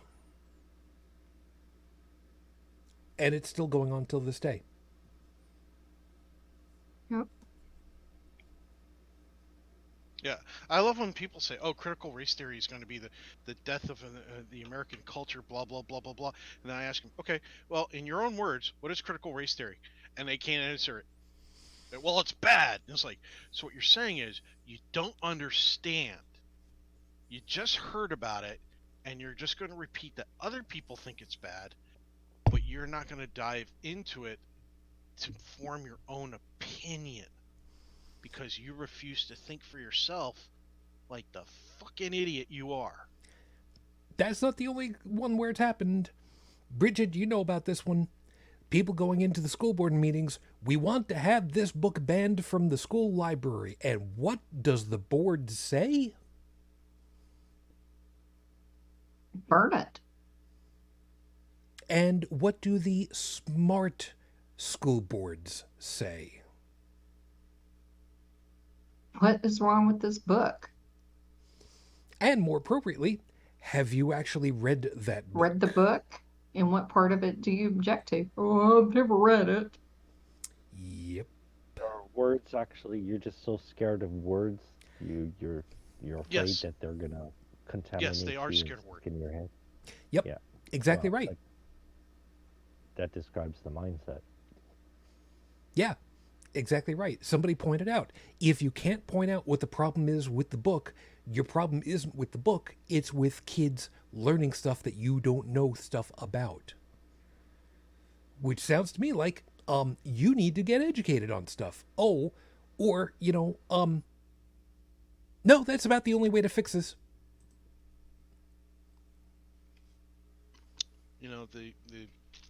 We see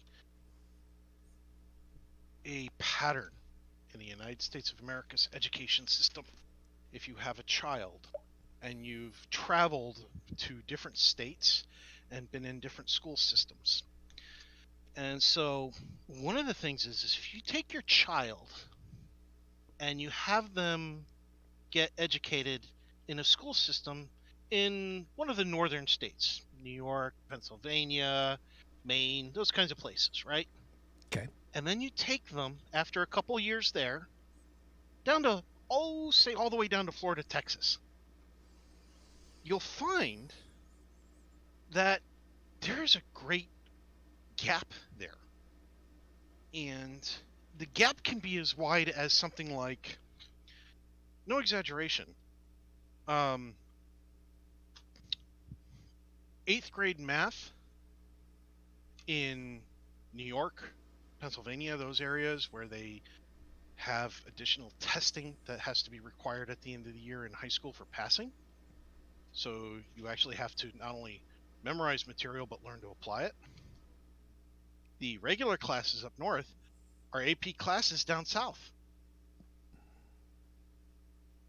And this is not like a one-off.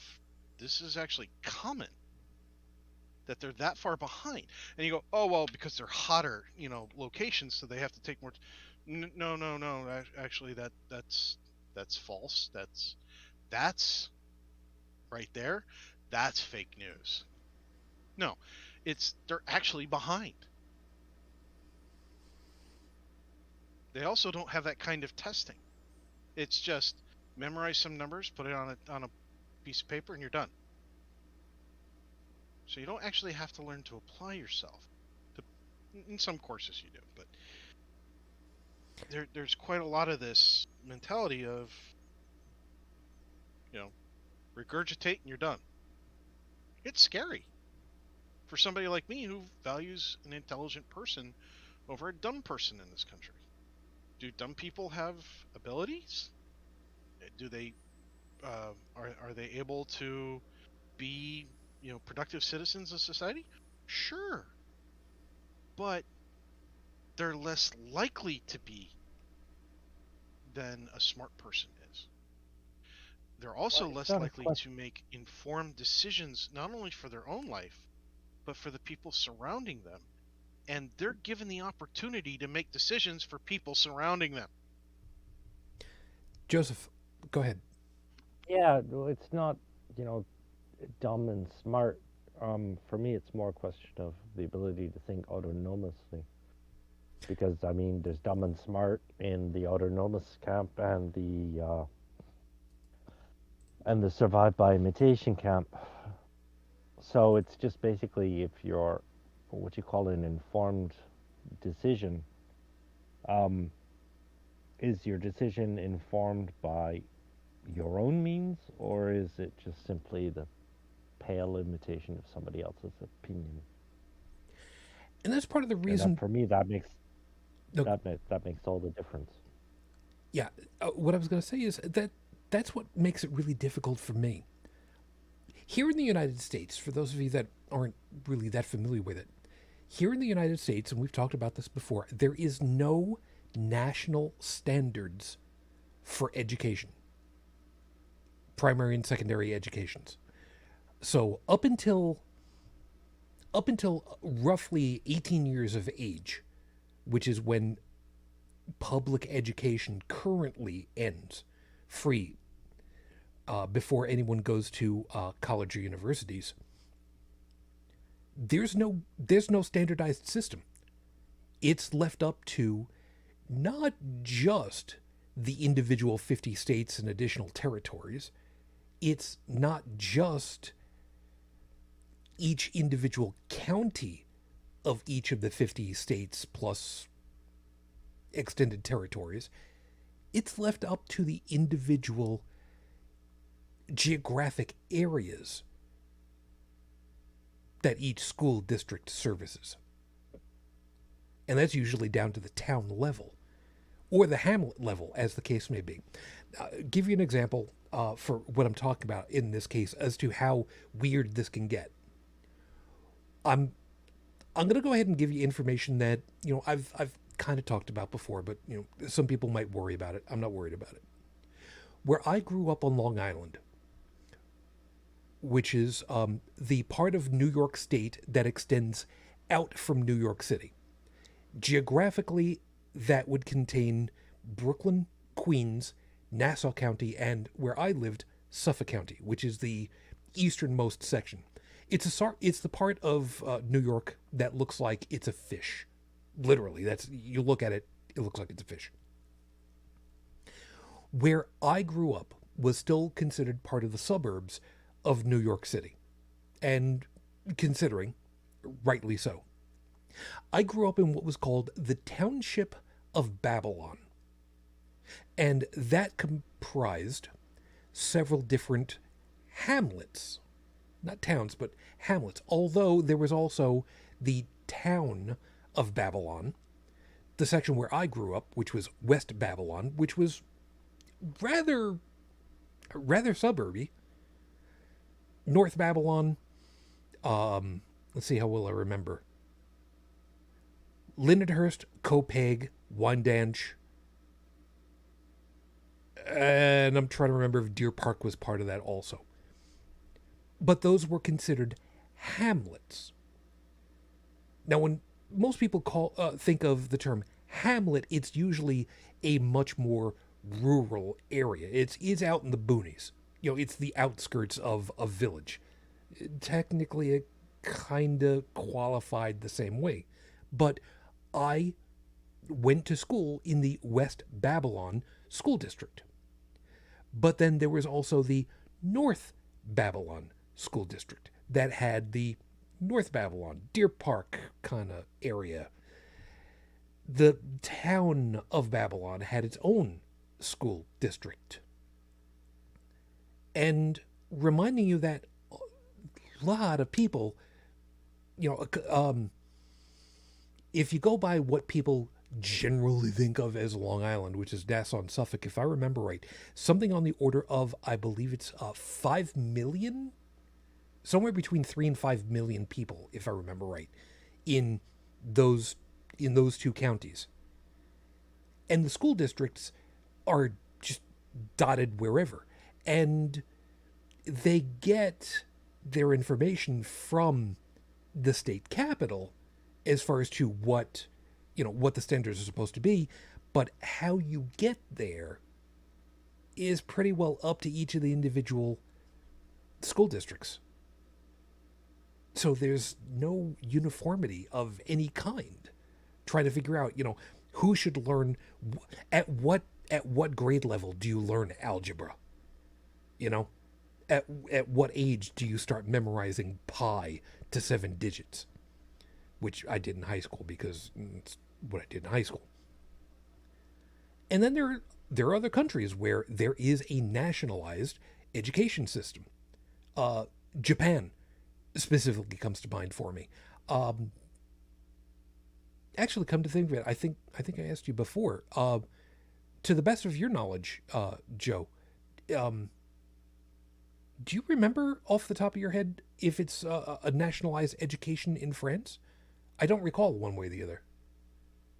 Yeah, it is, for the most part, but there are private schools. Well, yes, but what I meant is specifically for public. That's nationalized and has like a standardized system for it, eh? Yeah.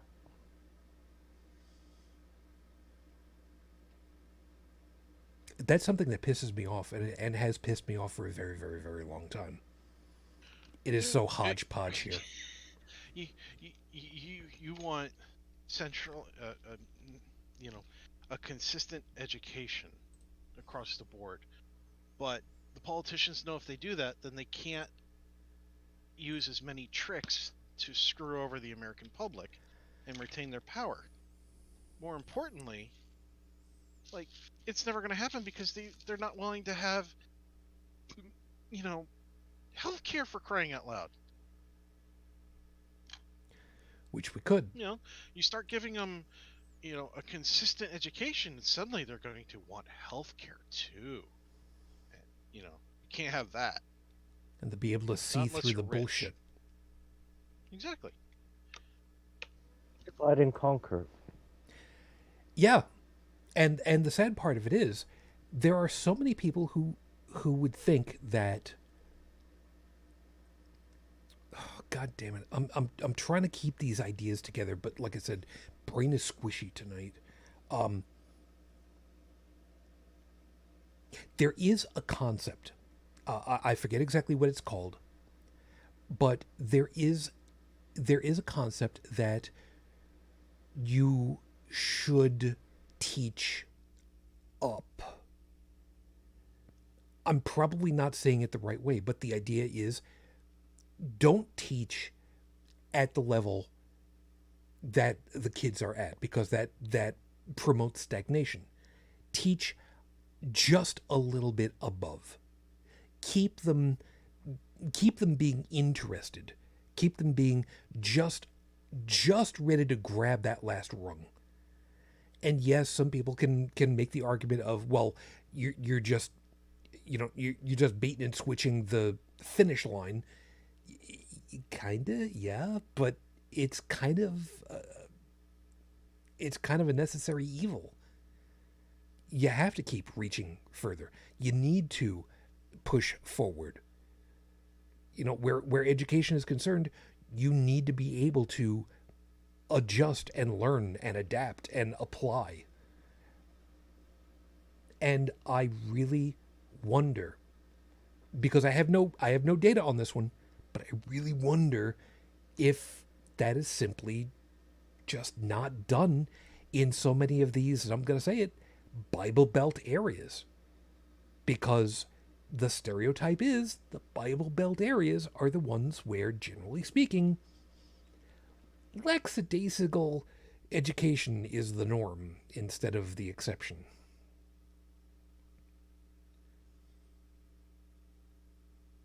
There was... let me just give you this one really quickly because I love the story. There was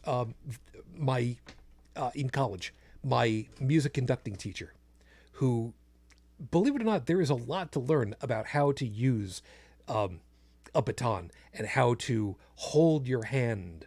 How much actually goes into learning how to do conducting, because it is actually a really technical and physical activity.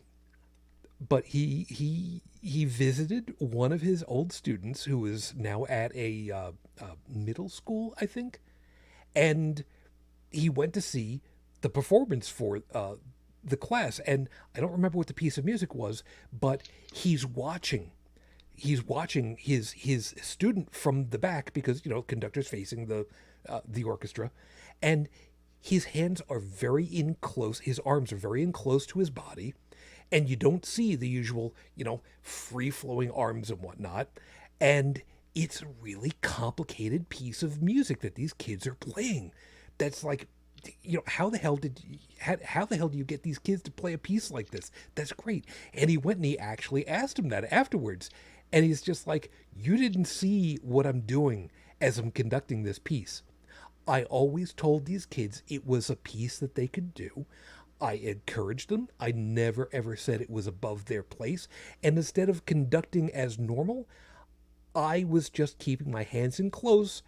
And yeah, sometimes I was giving them the beat to keep things going, but most of the time I was pointing, wiggling, pointing, wiggling to make sure everybody knew where they were coming in, what they were supposed to be doing at every point. He taught up. And in music, knowing full well that you're dealing with kids who are still learning how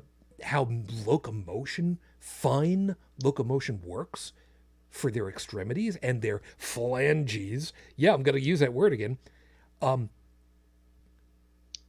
It is amazing what kids can learn to do if they're not told they can't. Yeah. It's really amazing, and I don't think there is nearly enough of that. Yeah, like kids learn to love. Oh, go ahead. Yeah, I find that it's equally as annoying as people who say, "Oh, we can't ever know this," or "We can't ever know that." I mean, just like, show the kids the horizon, and they'll find their own way. I mean, the choices are endless, especially with today's technology. Yeah, like when they tell kids, "Oh, you shouldn't love that kid over there as much as you love your friends because that kid's different." Well, that's something else. No, that goes It- along with the Uh, whole well, thing. Well, yeah, it's part Because of that's it, but I exactly mean, what they do. They don't just say, "Oh, you shouldn't trust science because religion's better." They also say, "Well, you shouldn't trust that kid over there because they identify as a different gender, and that's different. So therefore, they're ooh, they're going to hell. Don't go near them." Just like don't trust the scientist in the classroom who's trying to teach you about, DNA or evolution or any of those things that we've, already proven to actually be fact. You know, it goes well, along in that don't. same thing. You can translate all of that for just don't go outside of the guidelines I set for you, yeah. or just um, Don't think for yourself. well, that's it. Because to somebody who doesn't think for themselves, everything outside of their what they call worldview, but I call that limited education bubble. Yeah, it's just danger, bad, and that's the emotional reaction to it. And the worst part is it Anything else? impedes other kids that do want to learn. When they get to the college level and then they start having those classes that they have to take and are disrupting the classes because the class disagrees with their religious beliefs. Meanwhile, the other kids who are there and are paying attention now have to sit and listen to this religious idiot spout off nonsense about some bullshit that they believe while they're there to actually learn about the class. And so the class gets derailed. I've actually seen this. Yeah. I think Shijin's point was more instead of discouraging kids from learning, push them a little bit, but not so much that they get overwhelmed and intimidated to where they say that they can't. Well, you No, don't I have get to that. push them or not. Just open the door. Because basically education, it's But I think a showing kids child, other it's showing kids other possibilities, because It's when a kid dangerous. goes into a class, they have a certain education level of experience and all that, and a level of awareness, and basically you're just showing the kid a menu, and that's about it. I mean, we're just the whole point of education is to equip our younger ones with the tools they need to survive. Agreed. Unfortunately, there's a lot of religious leaders out there and politicians and, parents that say you're wrong.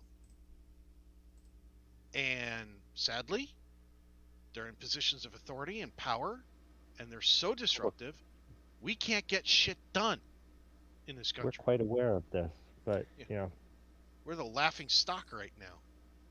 I think the most well, damaging thing you can tell a child is you can't do this, it's too hard. yeah, that's I mean, most and kids that's start that's out as that's like natural scientists.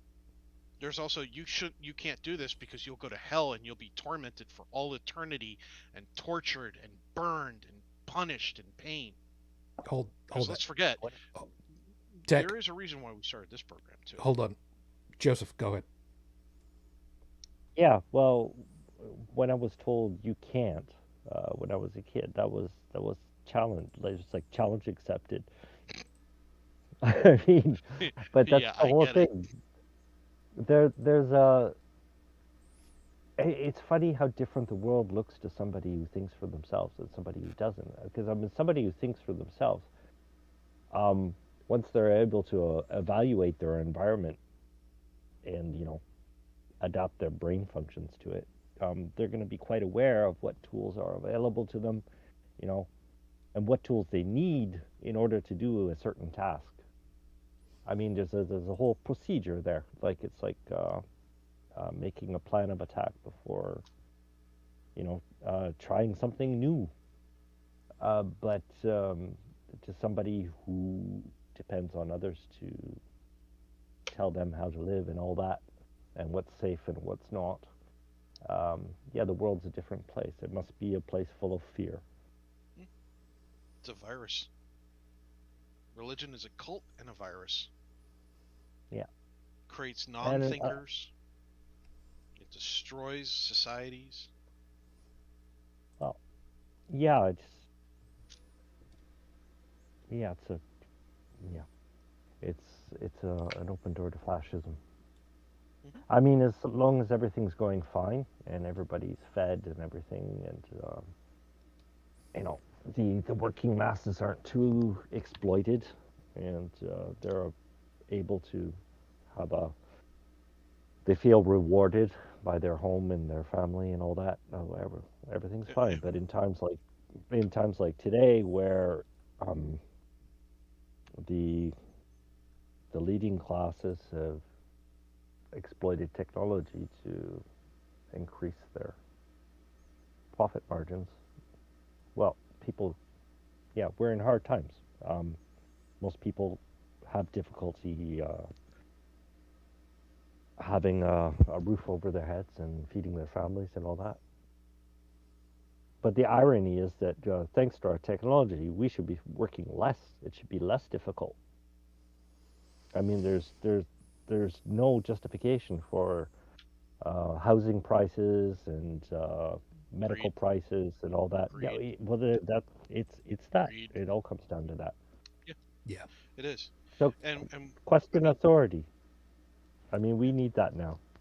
And I've been getting back into punk lately because I mean, you know, what is punk? That kind of Shujin. ZZ Top is not punk. Um, Don't look at me, man. I copied and pasted how they were described.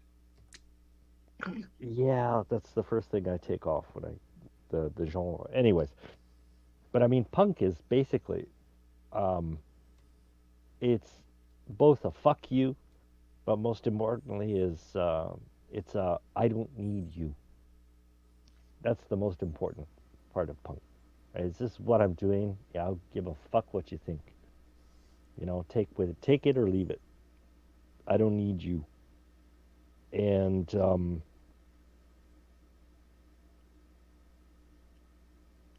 yeah, I don't want to stop there because I mean, we do need each other in order to survive.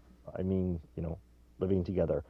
But as long as we have an understanding of what those around us do and our exchanges with them, and we're available to, that we're able to evaluate our exchanges and communication with the people around us for ourselves, yeah, that's fine. Everything's going to go well. But as long as if we're not able to think outside of our own sphere, the world becomes a place where, well, you just take everything you can get without any thought to anybody else. So basically, punk's "I don't need you" is basically that's directed towards the those who would decide bourgeoisies, for us. Well, those who would decide for us what's good or bad for us, oh, which in the like end is the 10 or actually, 12 billionaires that control the majority of the wealth in the yeah, that's it. Yeah, I would think of it more in the terms of the complacent establishment.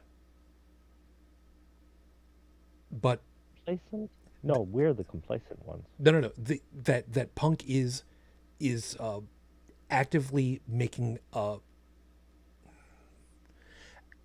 actively making a statement of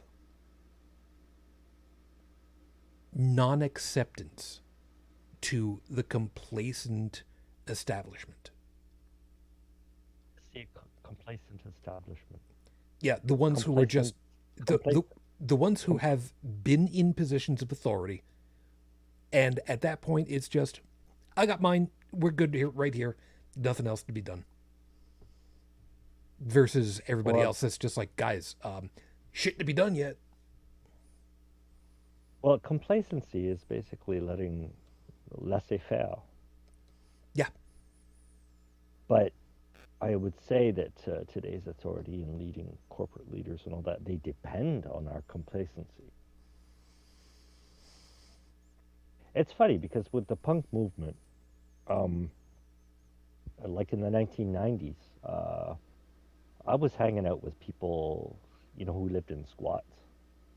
And it's funny how strong the punk movement was in people who lived like that. Because basically, you know, they not only say, It's more than just an attitude. It's not just saying "fuck you" to the establishment. Well, they just they reject the establishment, and they depend on their immediate community. And it's amazing, how generous and helpful people living in that kind of environment were. I mean, communal dinners and things like that. Something to think about. So these are people, but again, it's like a super minority, people who would live like that. And I mean, the fact that they have to live in a squat, I mean,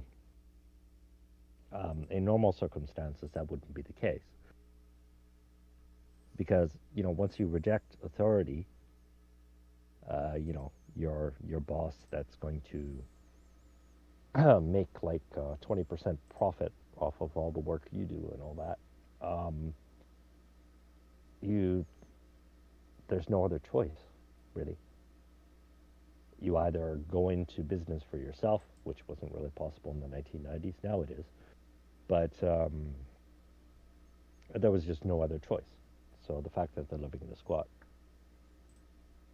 but it's basically, if I can bring that back to somebody who's aware of their environment, they're aware of their local environment. They're no longer they deal with their immediate surroundings, like the people around them,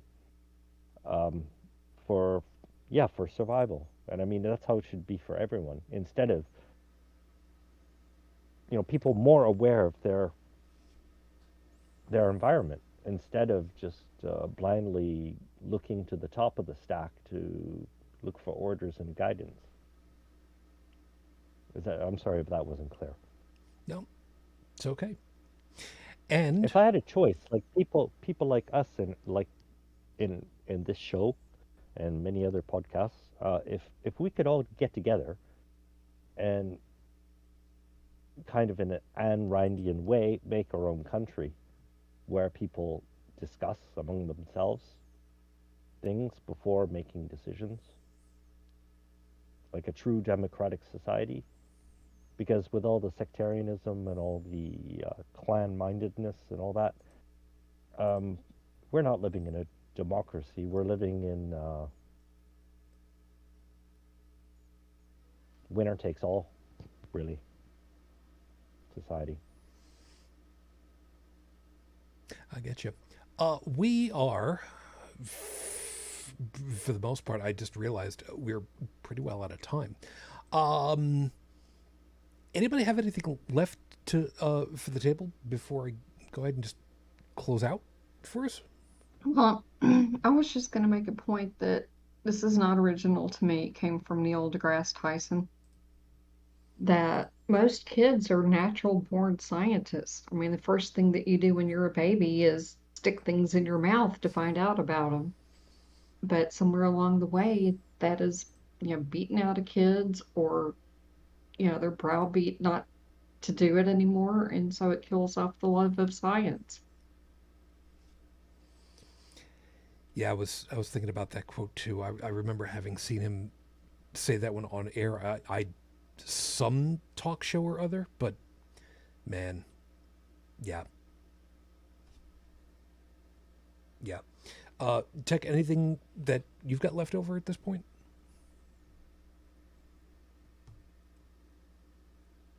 Or You you? know, it,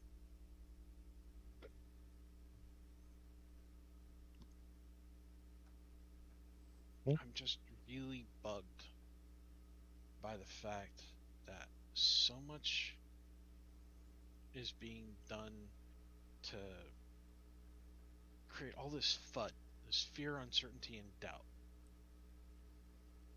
And people are like, "Oh, I'm upset with being afraid. I don't want to be afraid anymore. I don't." Well, why aren't you cutting out these politicians that all they're doing is making you afraid all the time? Huh? Stand up for yourself.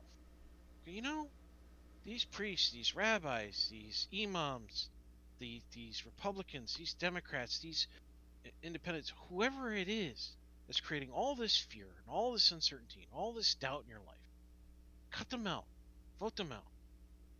Because it's not the immigrants that are taking your jobs. It's the companies that don't want to pay living wages, that are looking for the cheapest labor possible, that are making certain jobs harder to get, right? It's not that people don't want to work. It's they don't want to work for slave labor wages. You know, when you have to strike just so that you can get some time off because your kid is born, there's a problem with the company that you're working for. And, you know, if you really want to know about that one, look into the railway strike. Because rich people making hundreds of millions of dollars and even billions of dollars decided that, you know, that guy who runs the car, or that gal who's running the car, isn't that important? You know, who cares if they see their kid or not? I need my millions. I need my billions. That's what the fight that's going on right now. Right? We should have time to ourselves to be able to walk out of our house and go pick up a leaf that's fallen out of a tree because it's, you know, autumn. You know, we've got the leaves falling. It's fall. You know, maybe go knock on the neighbor's door, see how they're doing, have a conversation. We should have these kinds of times to ourselves, like Joseph said, with all the automation and all the advancement in technology that we have. We should be getting paid and doing less,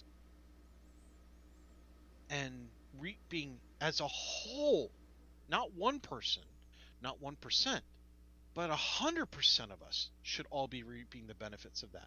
And it can happen if it's done fairly.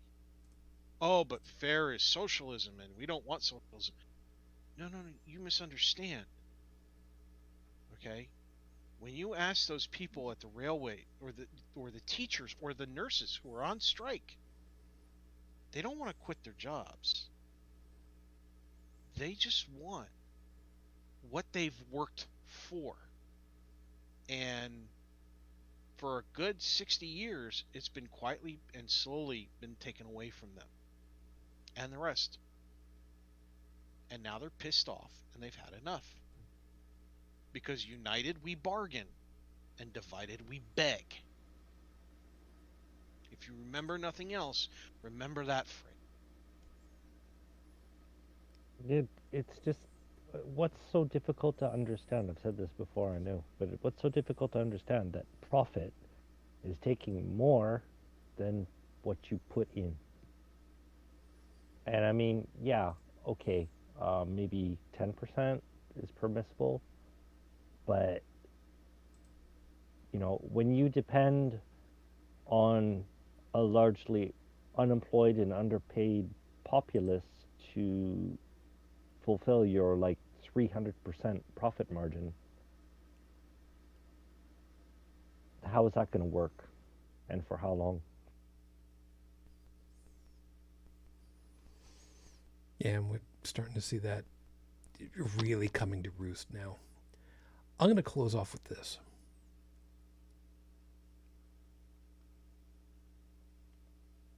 I had so many different things that were running through my head as far as to what I could close with, and believe it or not, literally on just the moment, I got this. It doesn't matter where you get your morals from if the morals are good. And that is something that is difficult to try to understand what is the right barometer for. Some people have a different barometer than others. We know this. We've seen this in action. And it's part of the reason why so many more people are getting politically active here in the United States, which, as an aside, great. But god damn it, these people should have been active long ago. Science fiction is a way for us to examine what's going on in the here and now without recognizing it at first directly. Star Trek has shown us, comic books have shown us, movies have shown us. And as somebody pointed out on some social media thread, you show us, when we're kids, stories of people, individuals, going up against the big evil meanie and taking them down and showing that it's possible. And then you get upset when we rail and go up against the big evil now, knowing that we can win. You shouldn't be upset. You should be happy that we're actually trying to do the right thing. I'm very happy to see that there are some that are really, really trying out really hard to do the right thing. So with that, I'm just going to go ahead and call it a night.